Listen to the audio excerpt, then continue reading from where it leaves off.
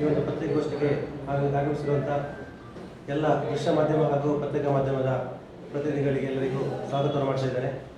ಇಂದಿನ ಪತ್ರಿಕೆ ಮತ್ತೊಮ್ಮೆ ಸ್ವಾಗತವನ್ನು ಬಯಸ್ತಾ ಇದ್ದೇನೆ. ಇವತ್ತು ಈ ದೇಶದಲ್ಲಿ ಭಾರಿ ಬದಲಾವಣೆಗಳಾಗ್ತಾ ಇದೆ. ಸಾಮಾಜಿಕವಾಗಿ, ಆರ್ಥಿಕವಾಗಿ, ಶೈಕ್ಷಣಿಕವಾಗಿ ಮತ್ತು ಸಾಂಸ್ಕೃತಿಕವಾಗಿ ಬದಲಾವಣೆಗಳಾಗ್ತಾ ಇದೆ. ಈ ದೇಶ ಇವತ್ತು ವಿಕಸಿತ ಭಾರತದತ್ತ ಹೋಗ್ತಾ ಇದೆ. 2047ಕ್ಕೆ ಈ ಭಾರತ ಒಂದು ಸೂಪರ್ ಪವರ್ ನೇಷನ್ ಆಗಬೇಕು ಅನ್ನೋದ ದೃಷ್ಟಿಯಿಂದ ಈ ದೇಶದ ಪ್ರಧಾನಿಯವರು 10 ಕಾರ್ಯಕ್ರಮಗಳನ್ನು ತಂದಿದ್ದಾರೆ. ಈ ಕಾರ್ಯಕ್ರಮಗಳು ಇವತ್ತು ಈ ದೇಶದ ಪ್ರತಿಯೊಬ್ಬ ಪ್ರಜೆಗೆ ತಲುಪುವ ದೃಷ್ಟಿಯಿಂದ ಇವತ್ತು ಈ ಕಾರ್ಯಕ್ರಮಗಳನ್ನು ಬೇರೆ ಬೇರೆ ಇಲಾಖೆಗಳು ಇವತ್ತು ಭ್ರಷ್ಟಾಚಾರ ಮುಕ್ತವಾಗಿ ಅನುಷ್ಠಾನ ಮಾಡುವಂಥ ಸಂದರ್ಭದಲ್ಲಿ ಈ ದೇಶದ ವಿಪಕ್ಷ ಪಾರ್ಟಿ ಕಾಂಗ್ರೆಸ್ ಪಾರ್ಟಿ ಇವತ್ತು ಇದನ್ನು ಸಹಿಸಲಾರದೆ ಈ ದೇಶದ ಪ್ರಧಾನಿಯ ವಿರುದ್ಧ ಭ್ರಷ್ಟಾಚಾರದ ಆರೋಪವನ್ನು ಮಾಡ್ತಾ ಇದೆ. ಅದೇ ರೀತಿಯಲ್ಲಿ ಈ ದೇಶದ ಚುನಾವಣಾ ಆಯೋಗ ಇವತ್ತು SIR ಮಾಡಬೇಕಿದ್ರೆ ಅದರ ವಿರೋಧ ಮಾಡುವಂಥ ಕೆಲಸವನ್ನು ಮಾಡ್ತಾ ಇದೆ. ಚುನಾವಣೆಯಲ್ಲಿ ವೋಟ್ ಚೋರಿ ಆಗಿದೆ ಅಂತೇಳಿ ಇದರ ಬಗ್ಗೆ ಆರೋಪವನ್ನು ಮಾಡ್ತಾ ಇದೆ. ಹೀಗೆ ಈ ಎಲ್ಲ ಹುರುಳಿಲ್ಲದ ಆರೋಪವನ್ನು ಮಾಡಿ ಮುಖಪರಚಿಕೊಂಡಂಥ ಕಾಂಗ್ರೆಸ್ ಇವತ್ತು ಮತ್ತೊಮ್ಮೆ ಈ ದೇಶದ ಗ್ರಾಮೀಣ ಭಾಗದ ಪಂಚಾಯಿತಿಗಳಲ್ಲಿ ಗ್ರಾಮೀಣ ಭಾಗದ ಜನರಿಗೆ ಉದ್ಯೋಗ ಕೊಡುವಂಥ ಮನ್ರೇಗಾ ಯೋಜನೆಯ ಬಗ್ಗೆ ಇವತ್ತು ಅಪಪ್ರಚಾರವನ್ನು ಮಾಡ್ತಾ ಇದೆ. ಈ ಮನ್ರೇಗಾ ಯೋಜನೆ ಪರಿಣಾಮಕಾರಿಯಾಗಿ ಅನುಷ್ಠಾನ ಆಗಬೇಕು, ವಿಕಸಿತ ಗ್ರಾಮ ಪಂಚಾಯಿತಿಗಳು ಆಗಬೇಕು ಅನ್ನೋಂಥ ನೆಲೆಯಿಂದ ಈ ದೇಶದ ಪ್ರಧಾನಿಯವರು ಇವತ್ತು ಆ ಮನ್ರೇಗಾಕ್ಕೆ ವಿಕಸಿತ ಭಾರತ ಉದ್ಯೋಗ ಮತ್ತು ಆಜೀವಿಕ ಮಿಷನ್ ಅಂತೇಳಿ ಹೆಸರನ್ನು ಇಟ್ಟಿದ್ದಾರೆ. ಈ ಒಂದು ಉದ್ಯೋಗ ಖಾತ್ರಿ ಯೋಜನೆ 1977ರಲ್ಲಿ ಜನತಾ ಪಾರ್ಟಿಯ ಪ್ರಧಾನಿಯಾಗಿದ್ದಂಥ ಮೊರಾರ್ಜಿ ದೇಸಾಯಿಯವರು ಅದನ್ನು ಅನುಷ್ಠಾನ ತರ್ತಾರೆ.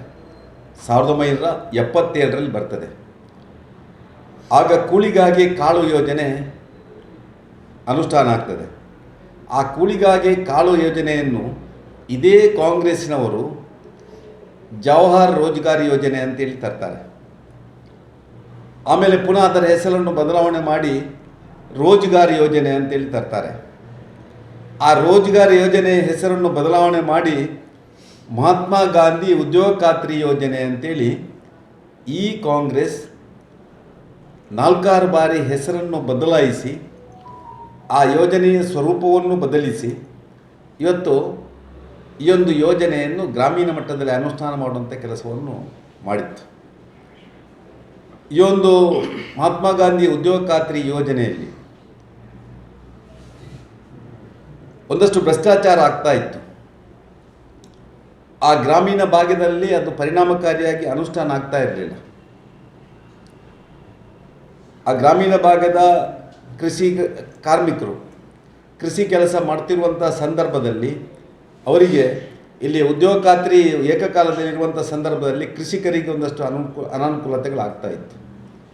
ಇದನ್ನೆಲ್ಲವನ್ನು ಮನಗಂಡು ಇವತ್ತು ಕೇಂದ್ರ ಸರ್ಕಾರ ಈ ಒಂದು ಯೋಜನೆಯಲ್ಲಿ ಒಂದಷ್ಟು ಬದಲಾವಣೆಗಳನ್ನು ತಂದಿದೆ. ಆ ಬದಲಾವಣೆಯ ಪ್ರಮುಖ ಅಂಶಗಳನ್ನು ನಾನು ನಿಮಗೆ ಕೈಗೆ ಕೊಡ್ತೇನೆ. ಅದರಲ್ಲಿ ಒಂದು ಹಿಂದೆ ಅದರ ಉದ್ದೇಶ ಏನಿತ್ತು ಅಂದರೆ ಉದ್ಯೋಗ ಸೃಷ್ಟಿ ಅದರ ಗುರಿಯಾಗಿತ್ತು, ಕೇವಲ ಉದ್ಯೋಗ ಸೃಷ್ಟಿ ಮಾಡುವಂಥದ್ದು. ಇವತ್ತು ಈ ದೇಶದ ಪ್ರಧಾನಿಯವರು ವಿಕಸಿತ ಭಾರತದ ದೂರದೃಷ್ಟಿಕೋನ ಇಟ್ಟುಕೊಂಡು ಗ್ರಾಮೀಣ ಉದ್ಯೋಗ ಸೃಷ್ಟಿಗೆ ಒತ್ತನ್ನು ಕೊಟ್ಟಿದ್ದಾರೆ. ಗ್ರಾಮೀಣ ಉದ್ಯೋಗ ಸೃಷ್ಟಿ, ಗ್ರಾಮೀಣ ಭಾಗದಲ್ಲಿ ಮೂಲಭೂತ ಸೌಲಭ್ಯಗಳನ್ನು ಸೃಷ್ಟಿಸುವಂಥ ಕೆಲಸವನ್ನು ಅದರಲ್ಲಿ ಮಾಡಲಿಕ್ಕೆ ಒತ್ತನ್ನು ಕೊಟ್ಟಿದ್ದಾರೆ. ಹಿಂದೆ ಅದು 100 ದಿನಗಳ ಖಾತ್ರಿ ಉದ್ಯೋಗ ಕೊಡುವಂಥ ಕೆಲಸ ಆಗಿತ್ತು. ಇವತ್ತದು 125 ದಿನಗಳ ಆ ಖಾತ್ರಿಯನ್ನು ಒಬ್ಬ ಕಾರ್ಮಿಕನಿಗೆ ಕೊಡ್ತದೆ. ಹಿಂದೆ ಆ ಒಂದು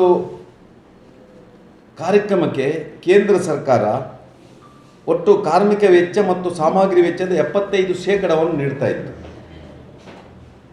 ಇವತ್ತು ಅದು ಕೇಂದ್ರ ಸರ್ಕಾರ 60% ಕೇಂದ್ರ ಸರ್ಕಾರ ಕೊಟ್ಟು 40% ರಾಜ್ಯ ಸರ್ಕಾರಕ್ಕೆ ಕೊಡಲಿಕ್ಕೆ ಇವತ್ತು ಆ ಕಾನೂನಲ್ಲಿ ಅವಕಾಶವನ್ನು ಮಾಡಿಕೊಟ್ಟಿದೆ.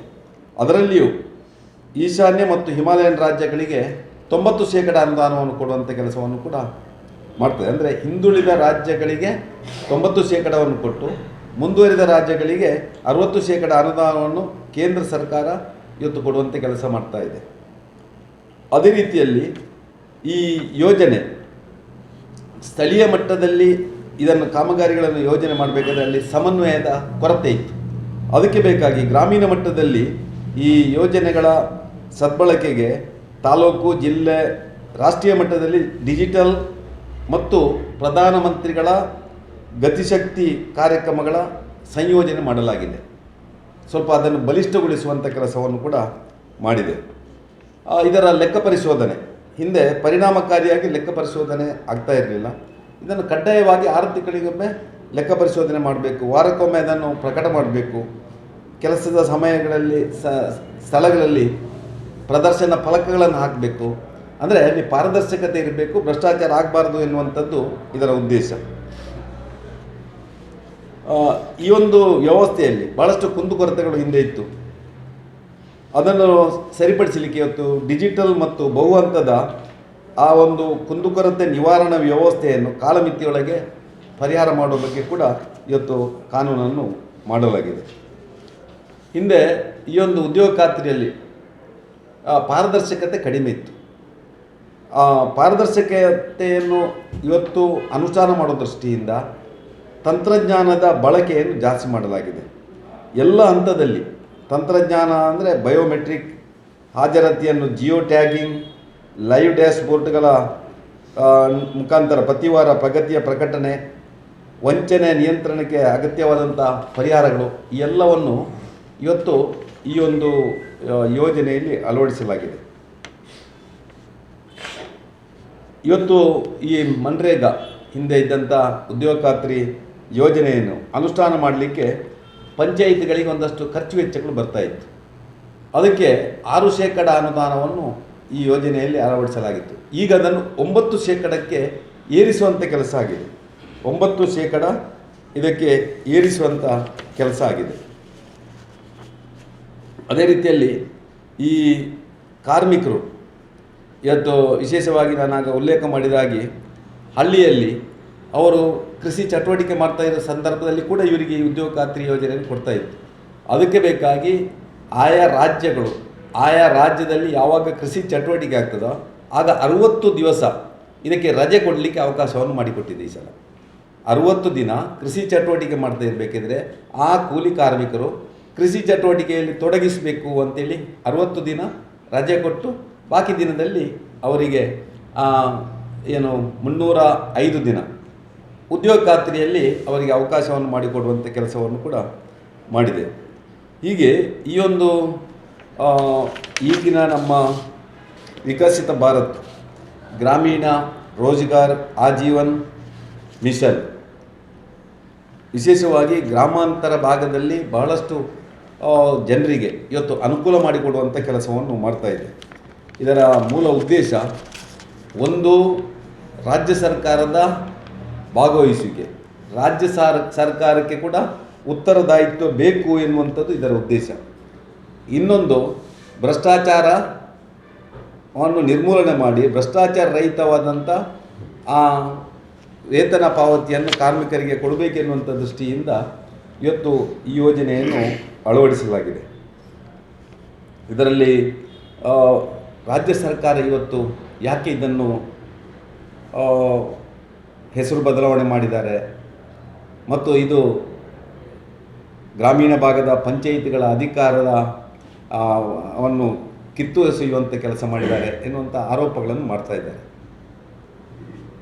ಹಿಂದೆ 75% ಕೇಂದ್ರ ಸರ್ಕಾರ ಕೊಡ್ತಾ ಇತ್ತು, 25% ರಾಜ್ಯ ಸರ್ಕಾರ ಭರಿಸಬೇಕಿತ್ತು, 6% ನಿರ್ವಹಣಾ ವೆಚ್ಚ ಅಂತ ಕೊಡ್ತಾಯಿದ್ರು. ಇವತ್ತು ಅದನ್ನು 60% ಮಾಡಿದ್ದಾರೆ, 40% ರಾಜ್ಯ ಸರ್ಕಾರ ಭರಿಸಬೇಕು.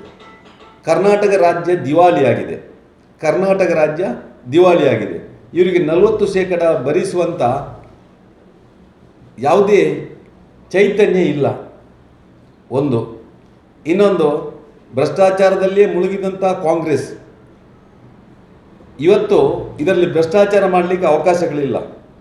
ಅದಕ್ಕೆ ಬೇಕಾಗಿ ಇವತ್ತು ಈ ಒಂದು ವ್ಯವಸ್ಥೆಯ ವಿರುದ್ಧ ಇವತ್ತು ಬೀದಿಗಿಳಿದು ರಸ್ತೆ ರಂಪಾಟ ಮಾಡುವಂಥ ಕೆಲಸವನ್ನು ಮಾಡ್ತಾ ಇದೆ.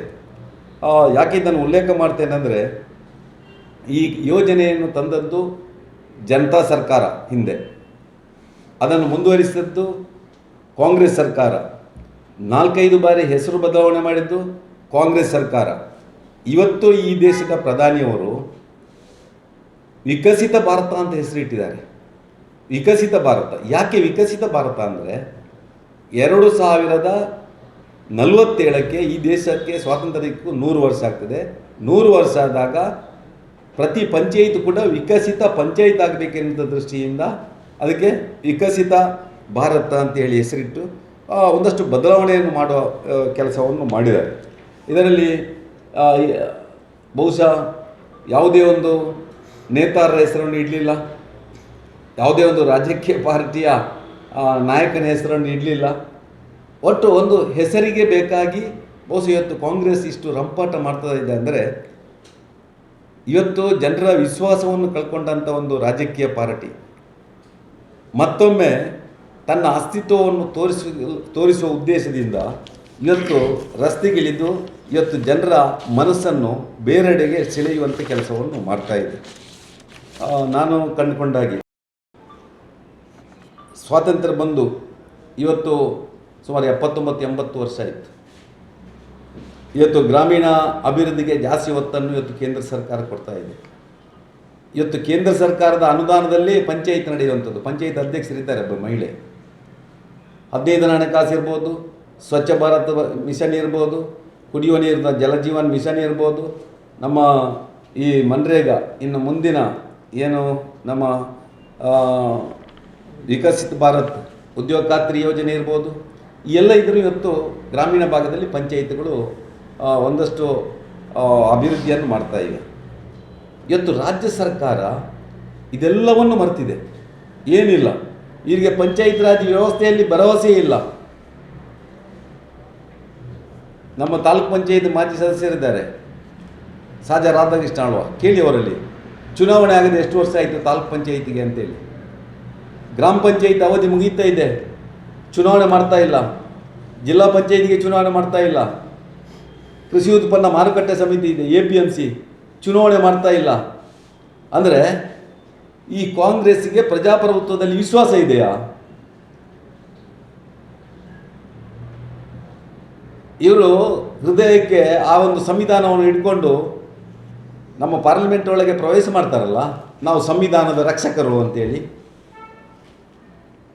ಈ ತನಕ ಕಾಂಗ್ರೆಸ್ಸಿಗೆ ಯಾಕೆ ಚುನಾವಣೆ ಮಾಡಲಿಕ್ಕೆ ಆಗಲಿಲ್ಲ? ಪಂಚಾಯತ್ ಅವಧಿ ಮುಗಿತಂತ ಗೊತ್ತುಂಟು ಅವರಿಗೆ. 5 ವರ್ಷದಲ್ಲಿ ಯಾರು 1993 ಪಂಚಾಯತ್ ರಾಜ್ ಕಾಯ್ದೆ ಮಾಡಿದ್ದು ಇದೇ ಕಾಂಗ್ರೆಸ್ ಅಲ್ವಾ? ರಾಜೀವ್ ಗಾಂಧಿ ಪಂಚಾಯತ್ ರಾಜಿಗೆ 3 ಟೈರ್ ಸಿಸ್ಟಮ್ ಅನ್ನು ತರುವಂಥ ಒಂದು ಕಾಯ್ದೆಯನ್ನು ತರ್ತಾರೆ. ರಾಜೀವ್ ಗಾಂಧಿ ತಂದಂಥ ಪಂಚಾಯತ್ ರಾಜ್ ಕಾಯ್ದೆ ಬಗ್ಗೆ ಇವರಿಗೆ ವಿಶ್ವಾಸ ಇಲ್ಲ. ಇವತ್ತು ಗ್ರಾಮೀಣ ಭಾಗದ ಪಂಚಾಯಿತಿಗಳನ್ನು ಮತ್ತೆ ಸಬಲೀಕರಣ ಮಾಡಬೇಕು ಅನ್ನೋಂಥ ಉದ್ದೇಶ ಇಲ್ಲ. ಇದನ್ನೆಲ್ಲ ಬಿಟ್ಟು ಇವತ್ತು ಜನರ ಹಿತವನ್ನು ಕಾಯಬೇಕಾದಂಥ ಈ ಸರ್ಕಾರ ಇವತ್ತು ಕರ್ನಾಟಕದಲ್ಲಿ ವಿಶೇಷವಾಗಿ ಕುರ್ಚಿಯ ಗುದ್ದಾಟ ಒಂದು ಕಡೆ ಆಗ್ತಾ ಇದೆ. ಬಹುಶಃ ಅದನ್ನು ಮರೆಮಾಚಬೇಕು ಎನ್ನುವಂಥ ದೃಷ್ಟಿಯಿಂದ ಇವತ್ತು ಬಿಳಿ ಬಟ್ಟೆಯನ್ನು ಧರಿಸಿ ರಸ್ತೆಯಲ್ಲಿ ಓಡಾಟ ಮಾಡ್ತಾ ಇದ್ದಾರೆ. ಅದು ಕೂಡ ಕೇಂದ್ರ ಸರ್ಕಾರ ನಿರ್ಮಾಣ ಮಾಡಿದ ರಾಷ್ಟ್ರೀಯ ಹೆದ್ದಾರಿಯಲ್ಲಿ ಮಾಡ್ತಾ ಇದ್ದಾರೆ. ನಾನು ಹೇಳುವಂಥದ್ದು ಕಾಂಗ್ರೆಸ್ಸಿಗರೇ, ನಿಮಗೇನಾದರೂ ಜನರ ಬಗ್ಗೆ ಕಾಳಜಿ ಇದ್ದರೆ ಹಳ್ಳಿಯ ಗುಂಡಿ ಬಿದ್ದ ರಸ್ತೆಯಲ್ಲಿ ನೀವು ಪಾದಯಾತ್ರೆ ಮಾಡಿ, ಜನರ ಕಷ್ಟವನ್ನು ತಿಳ್ಕೊಳ್ಳುವಂಥ ಕೆಲಸವನ್ನು ಮಾಡಿ, ಗ್ರಾಮೀಣ ರಸ್ತೆಗಳು ಹೇಗಿದೆ ಅಂತ ತಿಳ್ಕೊಳ್ಳುವಂಥ ಕೆಲಸವನ್ನು ಮಾಡಿ. ಅದು ಬಿಟ್ಟು ಮೀಡಿಯಾದವರ ಎದುರುಗಡೆ ಏನೋ ಸೂಪರ್ ವೈಟ್ ಬಟ್ಟೆಯನ್ನು ಹಾಕಿ ಈ ರಾಷ್ಟ್ರೀಯ ಹೆದ್ದಾರಿಯಲ್ಲಿ ಹೋಗುವಂಥ ಕೆಲಸವನ್ನು ಮಾಡಬೇಡಿ ಅಂತ ಅವರಿಗೆ ನನ್ನ ಒಂದು ಸಲಹೆಯನ್ನು ಕೊಡ್ತಾ ಇದ್ದೇನೆ ಈ ಸಂದರ್ಭದಲ್ಲಿ. ಗ್ರಾಮೀಣ ಭಾಗದ ಜನರ ಬದುಕನ್ನು ಹಸನು ಮಾಡುವಂಥ ಈ ನಮ್ಮ ಏನು ಈಗಿನ ಪ್ರಧಾನಿಯವರ ಈ ಒಂದು ಯೋಜನೆ ಏನಿದೆ, ವಿಕಸಿತ ಭಾರತ ಉದ್ಯೋಗ ಮತ್ತು ಆಜೀವಿಕ ಮಿಷನ್ ಕಾಯ್ದೆ, ಇದನ್ನು ವಿರೋಧಿಸುವ ಬದಲು ಇವತ್ತು ಅದನ್ನು ಅನುಷ್ಠಾನ ಮಾಡಲಿಕ್ಕೆ ನೀವು ಪ್ರಯತ್ನವನ್ನು ಮಾಡಿ ಅಂತೇಳಿ ಈ ಸಂದರ್ಭದಲ್ಲಿ ಹೇಳಲಿಕ್ಕೆ ಇಚ್ಛೆ ಪಡ್ತಾ ಇದೆ. ಭ್ರಷ್ಟಾಚಾರ ಅಂದರೆ ಅಲ್ಲಿ ಜಾಬ್ ಕಾರ್ಡ್ ಮಾಡುವಾಗ ಅಲ್ಲಿ ಭ್ರಷ್ಟಾಚಾರ ಆಗ್ತಾ ಇತ್ತು. ಅಲ್ಲಿ ಎಲ್ಲ ಶ್ರಮಶಕ್ತಿಯ ಮುಖಾಂತರ ಆಗಬೇಕಿತ್ತು. ಆದರೆ ಕೆಲವು ಕಡೆ ಮೆಷಿನರಿಗಳನ್ನು ಉಪಯೋಗ ಮಾಡಿಕೊಂಡು ಅದನ್ನು ಮಾಡ್ತಾಯಿದ್ರು. ಅದರಲ್ಲಿ ಈಗ ಕೇಂದ್ರ ಸರ್ಕಾರ ಇದು ಮಾಡಿದ ಹಾಗೆ 25ನೇ ಹಣಕಾಸು ವರ್ಷದಲ್ಲಿ 5,78,00,00,000 ಕುಟುಂಬಗಳಿಗೆ 85,334 ಕೋಟಿ ನೆರವು ನೀಡಲಾಗಿತ್ತು. ಆದರೆ 18 ರಾಜ್ಯಗಳ ಅವಲೋಕನ ನಡೆಸಿದಾಗ ಉತ್ತಮ ಪ್ರದರ್ಶನ ನೀಡಿದ ರಾಜ್ಯಗಳಿಗೆ ಹೋಲಿಕೆ ಮಾಡಿದಾಗ 6,64,00,000 ಕೋಟಿ ಕುಟುಂಬಗಳಿಗೆ ನೆರವು ನೀಡಬಹುದಿತ್ತು. ಅರ್ಥ ಆಯ್ತಾ? ಇವರು ಮಾಡಿದ್ದು 5,78,00,000 ಕುಟುಂಬಗಳಿಗೆ. ಕೇಂದ್ರ ಸರ್ಕಾರ ಇದನ್ನು ಅವಲೋಕನ ಮಾಡಿದಾಗ 6,64,00,000 ಕುಟುಂಬಗಳಿಗೆ ಕೊಡ್ಬೋದು ಅಂತ ಅವರು ಹೇಳ್ತಾರೆ. ಆದರೆ ಅಷ್ಟು ಜನರಿಗೆ ಕೊಡುವಂಥದ್ದು ಕಡಿಮೆ ಆಯಿತು. ಯಾಕಂದರೆ ಇಲ್ಲಿ ಒಂದಷ್ಟು ಅವ್ಯವಸ್ಥೆಗಳು, ಭ್ರಷ್ಟಾಚಾರ ಆಗಿ ಹಣಕಾಸಿನ ವ್ಯವಸ್ಥೆ ಬಹುಶಃ ನೇರವಾಗಿ ಖಾತೆಗೆ ಹೋಗ್ತಾ ಇತ್ತು. ಆದರೆ ಅದು ಡಿಜಿಟಲೀಕರಣ ಆಗಲಿಲ್ಲ. ಈಗಿನ ಹಾಗೆ ಜಿಯೋ ಟ್ಯಾಗಿಂಗ್ ಬಾಕಿಯನ್ನು ಮಾಡಲಿಲ್ಲ. ಇನ್ನು ಮುಂದೆ ಅದನ್ನು ತಡೆ ಹಿಡಿಯುವಂಥ ಕೆಲಸ ಬಹುಶಃ ಈ ಕಾನೂನಿನಲ್ಲಿ ಅವಕಾಶವನ್ನು ಮಾಡಿಕೊಟ್ಟಿದ್ದಾರೆ. ಅದರ ಜೊತೆಯಲ್ಲಿ ಇದನ್ನು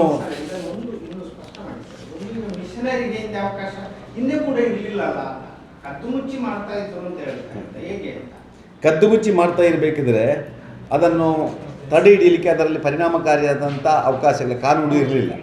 ಈಗ ಅದರಲ್ಲಿ ಪರಿಣಾಮಕಾರಿಯಾದಂಥ ಕಾನೂನು, ಅಲ್ಲಿಯೇ ಸ್ಪಾಟಲ್ಲಿ ಹೋಗಿ ಅದನ್ನು GPS ಮಾಡಬೇಕು. ಮತ್ತು ಆ ಕೂಲಿ ಕಾರ್ಮಿಕರ ಕಣ್ಣಿನ ಏನು ಎಂತ ಹೇಳೋದು, ಅದಕ್ಕೆ ಬಯೋಮೆಟ್ರಿಕ್ ಇದನ್ನು ಮಾಡಬೇಕು. ಹೀಗೆ ಒಂದಷ್ಟು ಅವಕಾಶಗಳನ್ನು ಇದರಲ್ಲಿ ಮಾಡಿಕೊಟ್ಟಿದ್ದಾರೆ. ಹಿಂದೆ ಅದೆಲ್ಲ ಇರಲಿಲ್ಲ. ಈಗ ಅದರಲ್ಲಿ ಅದನ್ನು ಪರಿಣಾಮಕಾರಿಯಾಗಿ ಮಾಡುವಂಥ ಕೆಲಸವನ್ನು ಮಾಡಿದ್ದಾರೆ. ಮತ್ತು ಈ ಸಲ ವಿಶೇಷವಾಗಿ ಹವಾಮಾನ ಆಧಾರಿತದಲ್ಲಿ ಏನಾದರೂ ವ್ಯತ್ಯಾಸಗಳಾದಾಗ, ಪ್ರಾಕೃತಿಕ ವಿಕೋಪಗಳಾದಾಗ ಅದಕ್ಕೆ ಈ ಒಂದು ನಮ್ಮ ಈಗಿನ ವಿಕಸಿತ ಭಾರತ ಉದ್ಯೋಗ ಖಾತ್ರಿ ಯೋಜನೆಯಲ್ಲಿ ಒಂದಷ್ಟು ಅವಕಾಶಗಳನ್ನು ಮಾಡಿಕೊಟ್ಟಿದ್ದಾರೆ. ಹಿಂದೆ ಇರಲಿಲ್ಲ. ಇದು ವಿಶೇಷವಾಗಿ ನಾನು ಗಮನಿಸಿದ್ದು ಅಂದರೆ ಈ ಸಲದ ನಮ್ಮ ಯೋಜನೆ ಒಂದು ಜಲಭದ್ರತೆಗೆ ಹೆಚ್ಚು ಆದ್ಯತೆಯನ್ನು ಕೊಟ್ಟಿದ್ದಾರೆ. ಜಲಭದ್ರತೆ, ಚೆಕ್ ಡ್ಯಾಮ್, ಕೆರೆಗಳ ಪುನಶ್ಚೇತನ ಮತ್ತು ಅಂತರ್ಜಲ ಮರುಪೂರಣ. ಜಲ ಪೂರಣಕ್ಕೆ, ನೀರಿನ ಸಂಗ್ರಹಣೆ ಮತ್ತು ಇದಕ್ಕೆ ಹೆಚ್ಚು ಒತ್ತು ಕೊಟ್ಟಿದ್ದಾರೆ. ಗ್ರಾಮೀಣ ಮೂಲ ಸೌಕರ್ಯ, ರಸ್ತೆಗಳು, ಸಂಪರ್ಕ ಸೇವೆಗಳ ಬಲವರ್ಧನೆ ಇದಕ್ಕೆ ಜಾಸ್ತಿ ಒತ್ತನ್ನು ಕೊಟ್ಟಿದ್ದಾರೆ. ಇನ್ನೊಂದು ಜೀವನೋಪಾಯ ಮೂಲಸೌಕರ್ಯ, ಸಂಗ್ರಹಣಾ ಕೇಂದ್ರಗಳು, ಉತ್ಪಾದನಾ ಆಸ್ತಿಗಳ ಸೃಷ್ಟಿ ಇದಕ್ಕೆ ಜಾಸ್ತಿ ಒತ್ತನ್ನು ಕೊಟ್ಟಿದ್ದಾರೆ. ಹವಾಮಾನ ಸ್ಥಿತಿಸ್ಥಾಪಕತ್ವ, ಪರಿಸರ ವೈಪರೀತ್ಯ ಇದಕ್ಕೆ ಉದ್ಯೋಗ ಖಾತ್ರಿಯಲ್ಲಿ ಯೋಜನೆಯನ್ನು ರೂಪಿಸಬಹುದು ಅಂತೇಳಿ ಎಲ್ಲ ಯೋಜನೆ. ಹಿಂದೆ ವ್ಯಕ್ತಿಗತವಾಗಿ ಜಾಸ್ತಿ ಒತ್ತು ಕೊಟ್ಟ ಕಾರ್ಯಕ್ರಮಗಳಾಗ್ತಾಯಿತ್ತು. ಇವತ್ತು ಸಾಮೂಹಿಕವಾಗಿ ಮತ್ತು ಗ್ರಾಮಾಧಾರಿತವಾಗಿ ಇದೆ. ವ್ಯತ್ಯಾಸ ಗೊತ್ತಾಯ್ತಾ? ಗ್ರಾಮಾಧಾರಿತವಾಗಿದೆ, ಅದಕ್ಕೆ ಜಿಲ್ಲೆ, ತಾಲೂಕು ಇದನ್ನು ಇನ್ವಾಲ್ವ್ಮೆಂಟ್ ಮಾಡಿಕೊಂಡು ಮಾಡಬೇಕು ಅಂತ ಆಗಿದೆ. ಹಿಂದೆಯಲ್ಲಿ ಗ್ರಾಮ ಸಭೆಯಲ್ಲಿ ತೀರ್ಮಾನ ಆಗಿತ್ತು, ಅದು ಈಗಲೂ ಗ್ರಾಮ ಸಭೆಯಲ್ಲೇ ತೀರ್ಮಾನ ಆಗ್ತದೆ. ಅರ್ಥ ಆಯ್ತಾ? ಆದರೆ ಇನ್ವಾಲ್ವ್ಮೆಂಟ್ ಬಾಕಿ ನಮ್ಮ ತಾಲೂಕು ಜಿಲ್ಲೆಯನ್ನು ಸೇರಿಸಿಕೊಂಡು ಈ ಯೋಜನೆಗಳನ್ನು ಅನುಷ್ಠಾನ ಮಾಡುವಂಥ ಕೆಲಸ ಆಗ್ತದೆ. ಆಗ ಅವರು ಯಾವ ದೇಶದಿಂದ ಕೊಟ್ಟಿದ್ರು? ಜವಾಹರ್ಲಾಲ್ ನೆಹರು ಇಟ್ಟುಕೊಂಡಿದ್ರು. ಆಗ ಯಾರು ಮಾತಾಡಿದರು? ನಾನು ಹೇಳ್ತೇನೆ ಇವರು ರಾಷ್ಟ್ರಪಿತ ಸರಿ. ಜವಾಹರ್ಲಾಲ್ ನೆಹರು ಯಾರು? ಒಬ್ಬ ಕಾಂಗ್ರೆಸ್ಸಿನ ನಾಯಕ, ಪ್ರಧಾನಮಂತ್ರಿ ಕಾಂಗ್ರೆಸ್ಸಿನ. ಅವರು ಎಷ್ಟು ಕಡೆ ಜವಾಹರ್ಲಾಲ್ ನೆಹರು ಹೆಸರಿಟ್ಟಿದ್ದಾರೆ, ಎಷ್ಟು ಕಡೆ ಇಂದಿರಾ ಗಾಂಧಿ ಹೆಸರಿಟ್ಟಿದ್ದಾರೆ, ಎಷ್ಟು ಕಡೆ ರಾಜೀವ್ ಗಾಂಧಿ ಹೆಸರಿಟ್ಟಿದ್ದಾರೆ, ಈಗ ಸೋನಿಯಾ ಗಾಂಧಿ ಕೂಡ ಹೆಸರಿಟ್ಟಿದ್ದಾರೆ. ಪ್ರಧಾನಿ ಅಲ್ಲದಿದ್ದರೂ ಇಟ್ಟಿದ್ದಾರೆ. ಹೆಸರು ಇಡುವುದರಲ್ಲಿ ಯಾವುದೇ ಒಂದು ಉದ್ದೇಶ ಸಾಫಲ್ಯತೆಯನ್ನು ಪಡ್ಕೊಳ್ಳೋದಿಲ್ಲ. ನಾನು ಹೇಳ್ತೀನಿ ಮತ್ತೆ ಹೇಳ್ತೀನಿ ಸಾಫಲ್ಯತೆಯನ್ನು ಪಡ್ಕೊಳ್ಳೋದಿಲ್ಲ. ಕಾಲಕಾಲಕ್ಕೆ ಸಂದರ್ಭಕ್ಕೆ ಅನುಸಾರವಾಗಿ ಈ ದೇಶದ ಅಭಿವೃದ್ಧಿ, ಈ ದೇಶದ ಜನರ ಮಾನಸಿಕತೆಯನ್ನು ತಿಳ್ಕೊಂಡು ಸರ್ಕಾರ ಒಂದು ತೀರ್ಮಾನವನ್ನು ತಗೊಳ್ತದೆ. ತೀರ್ಮಾನ ತಗೊಳ್ಬೇಕಿದ್ರೆ ದೇಶವನ್ನು ಸಮಗ್ರವಾಗಿ ಯೋಚನೆ ಮಾಡುವ ದೃಷ್ಟಿಯಿಂದ ಒಂದು ಕಾರ್ಯಕ್ರಮ ಆಗ್ತದೆ. ದೇಶದ ಕಟ್ಟಕಡೆಯ ವ್ಯಕ್ತಿಯ ಆ ಒಂದು ಉದ್ದೇಶ ಇಟ್ಟುಕೊಂಡು ಒಂದು ಕಾರ್ಯಕ್ರಮ ಆಗ್ತದೆ. ದೇಶ ಸ್ವಾತಂತ್ರ್ಯದ 100ನೇ ಆ ಒಂದು ವರ್ಷಕ್ಕೆ ಕಾಲಿಡುವಂಥ ಸಂದರ್ಭದಲ್ಲಿ ಭಾರತ ಹೇಗಿರಬೇಕು ಅಂತ ಯೋಚನೆ ಮಾಡುವಾಗ ಆ ಭಾರತದ ಹೆಸರನ್ನು ಇಟ್ಟಿದ್ದಾರೆ, ಯಾವುದೋ ಒಬ್ಬ ವ್ಯಕ್ತಿಯ ಹೆಸರನ್ನು ಇಡಲಿಲ್ಲ. ಕಾಂಗ್ರೆಸ್ನವರು ಜವಾಹರ್ಲಾಲ್ ನೆಹರು ಹೆಸರಿಟ್ಟರು, ಅದನ್ನು ತೆಗೆದರು. ಮತ್ತೆ ಉದ್ಯೋಗ ಖಾತ್ರಿ, ಆಗ BJP ಮಾತಾಡಲಿಲ್ಲ, ಕಮ್ಯುನಿಸ್ಟ್ ಮಾತಾಡಲಿಲ್ಲ, ಯಾರು ಮಾತಾಡಲಿಲ್ಲ. ಒಂದು ಹೆಸರಿನಿಂದ ಎಲ್ಲ ಕಾರ್ಯಕ್ರಮಗಳು ಆಗೋದಿದ್ದರೆ, ಒಂದು ಹೆಸರಿನಿಂದ ದೇಶದಲ್ಲಿ ಬದಲಾವಣೆ ಆಗುತ್ತಿದ್ದರೆ ಏನೋ ಮಾಡ್ಬೋದು. ಕಾಂಗ್ರೆಸ್ ಅವರಿಟ್ಟ ಹೆಸರು ಉಂಟಲ್ಲ, ಯಾರೂ ಇಡಲಿಲ್ಲ ಬಹುಶಃ ಇಷ್ಟ ತನಕ. ನೆಹರು ಇಂದಿರಾ ಗಾಂಧಿ ಹೆಸರ ಬಗ್ಗೆ ಹೇಳ್ತಾ ಇದ್ದಾರೆ. ಈ ಮಹಾತ್ಮ ಗಾಂಧಿ ಹೆಸರಿದ್ದಲ್ಲ, ಈಗ ವಿಕಸಿತ ಭಾರತ ಅನ್ನೋ ಉದ್ದೇಶಕ್ಕೆ ಯಾರು ಪ್ರಶ್ನೆ ಇಲ್ಲ, ಒಳ್ಳೆದಾಗಿ. ಆದ್ರೆ ಇದೇ ಯೋಜನೆ ಹೆಸರು ತೆಗೆದೇ ವಿಕಸಿತ ಭಾರತ ಹೇಳೋದ್ಕಿಂತ ಯಾವುದೋ ಬೇರೆ ಹೊಸ ಯೋಜನೆ ವಿಕಸಿತ ಭಾರತ ಇಡೋದು ತೊಂದರೆ ಇಲ್ಲ. ಅಲ್ಲ, ನಾನು ಅದೇ ಹೇಳಿದೆ. ಮಹಾತ್ಮ ಗಾಂಧಿ ಹೆಸರು ತೆಗೆಯುವ ಉದ್ದೇಶ ಇಲ್ಲ. ಅಲ್ಲ, ಅಲ್ಲಿ ಅಂದರೆ ವಿಕಸಿತ ಭಾರತದ ಹೆಸರು ಬರಬೇಕಿತ್ತು, ವಿಕಸಿತ ಭಾರತ. ಯಾಕಂದರೆ ಪ್ರಧಾನಿಯವರು ವಿಕಸಿತ ಪಂಚಾಯತ್ ಆಗಬೇಕು ಎನ್ನುವಂಥ ಕಲ್ಪನೆಯನ್ನು ಕೊಟ್ಟಿದ್ದಾರೆ. ಇದರಲ್ಲಿ ವಿಕಸಿತ ಪಂಚಾಯಿತಿ ಎಲ್ಲಿಂದ ಅಭಿವೃದ್ಧಿ ಆಗಬೇಕು ಅಂದರೆ ಪಂಚಾಯತ್ ಮಟ್ಟದಲ್ಲಿ ವಿಕಸನ ಆಗಬೇಕು ಅಂತೇಳಿ. ವಿಕಸಿತ ಪಂಚಾಯತ್ ಆಗಬೇಕಾದ್ರೆ ಮತ್ತೊಂದು ಹೆಸರು ಅಂತ ಬರ್ತದೆ, ಯಾವುದು ಮಹಾತ್ಮ ಗಾಂಧಿ ಅಂತ ಸೇರಿಸಿದ್ರೆ ಮತ್ತೊಂದು ಸೇರಿಸಿದ್ರೆ ಬರ್ತದೆ. ಈ ಹೆಸರುಗಳು ಇದು ಶುರು ಅಲ್ಲ ಬದಲಾವಣೆ ಆಗೋದು. ನಾನು ಅದಕ್ಕೆ ಪೀಠಿಕೆ ಹಾಕಿದೆ. 77ರಲ್ಲಿ ಮೊರಾರ್ಜಿ ದೇಸಾಯಿ ಇದನ್ನು ಆರಂಭ ಮಾಡಿದರು, ಕೂಲಿಗಾಗಿ ಕಾಳು ಯೋಜನೆ ಅಂತ ತಂದರು. ಅರ್ಥ ಆಯ್ತಾ? ಅಲ್ಲಿಂದ ಹೆಸರುಗಳು ತುಂಬ ಸಲ ಬದಲಾವಣೆ ಆಗಿದೆ, ಒಂದು ಸಲ ಅಲ್ಲ ಬದಲಾವಣೆ ಅಂತ. 77ರಿಂದ ಇವತ್ತು ನಾವು 2026ರಲ್ಲಿದ್ದೇವೆ. ಸುಮಾರು 49 ವರ್ಷದಲ್ಲಿ ಈ ಯೋಜನೆ ಅನುಷ್ಠಾನ ಆಗ್ತಾ ಇದೆ. 10 ಬಾರಿ ಇದರ ಹೆಸರುಗಳು ಚೇಂಜ್ ಆಗಿದೆ.